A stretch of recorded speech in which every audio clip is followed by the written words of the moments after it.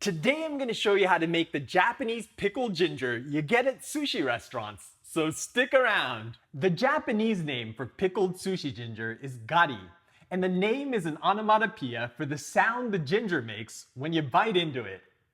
Every restaurant has their own way of making it, which changes the texture, the spiciness, and even the taste of the gari. But today I want to show you my method, which I think strikes the right balance between simplicity and taste. Personally, I like my gari to be tangy with just enough sweetness to balance out the heat of the ginger. I also like to have a nice crunchy texture, so I tend to slice my ginger on the thick side. Alright, let's start by checking out our ingredients. The first thing you're gonna need is about 345 grams of young ginger. As the name implies, young ginger is a rhizome harvested from a ginger plant before it's fully mature. On the outside, the skin is translucent and creamy yellow, and you might see some pink sections along the tips that are important for making gari. For the pickling brine, I'm using 1 cup of rice vinegar, 2/3 of a cup of sugar, 1 teaspoon of salt, and 5 grams of konbu.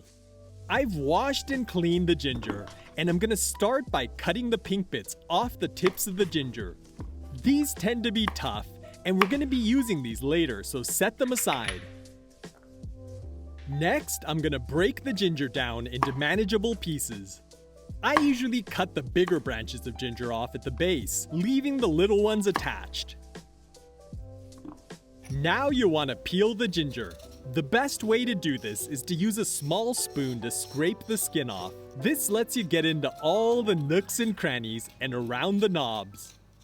As you can see, the inside of young ginger is juicy and it's much less fibrous than when it's fully matured. Once the ginger is peeled, we need to slice it up. The key here is to slice with the grain of the ginger to retain its crunchy texture. I like using a mandolin for this because it's faster and ensures uniform thickness, but it's okay to slice it up with a knife as well.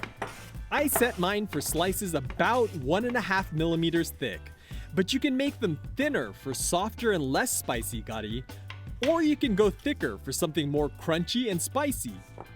Now we're gonna blanch the ginger in boiling water, which is gonna tame the heat from the ginger.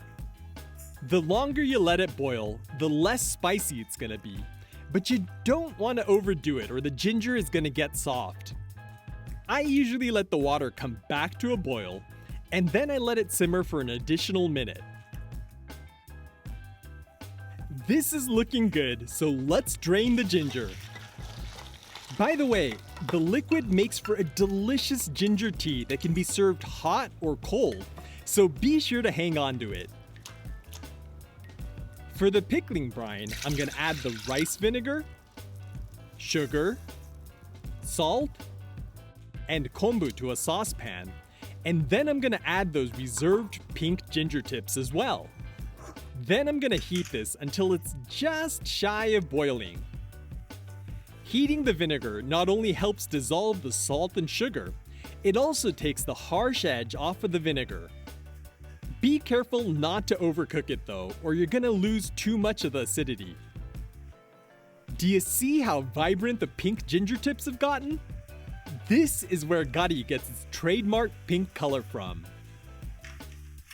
To pickle the ginger, I'm gonna put the well-drained ginger into a non-reactive container. Then I'm gonna pour the pickling brine on top. Give it a quick stir to make sure the brine is evenly distributed and the ginger is fully submerged. And then we're gonna cover this up and pop it in the fridge overnight. Before we see how our pickled ginger turned out, I want to take a moment to thank my supporters who helped to make this video possible. There are lots of ways to help, including ones that don't involve money. So if you're learning something new from my recipes, hit the link in the description down below to see what you can do. Okay, let's see how our gari is doing. As you can see, it's turned a beautiful coral pink thanks to the addition of the ginger tips. If you ever see gari more pink than this, it's probably had some food coloring added. Let's plate this up, and our Japanese pickled sushi ginger is done. All right, who's ready to try some of this gari out? I'm gonna grab a little piece here. It's so beautiful. Can you see that? It's like a coral pink. It's sweet, sour, and a little bit spicy, but nothing over the top, which makes it super refreshing, and it's the perfect palate cleanser for sushi. Gari is usually served as a palate cleanser for sushi, but I love it so much. I'll throw some on salads, chop it up and add it to fried rice, or even use it as a condiment for hot dogs. So I hope you'll give it a try. As always, you can let me know you enjoyed this video by giving this a big thumbs up, and don't forget to share this with all your friends that love ginger.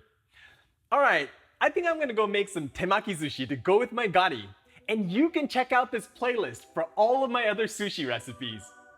Be well, stay safe, and I'll catch you in the next one.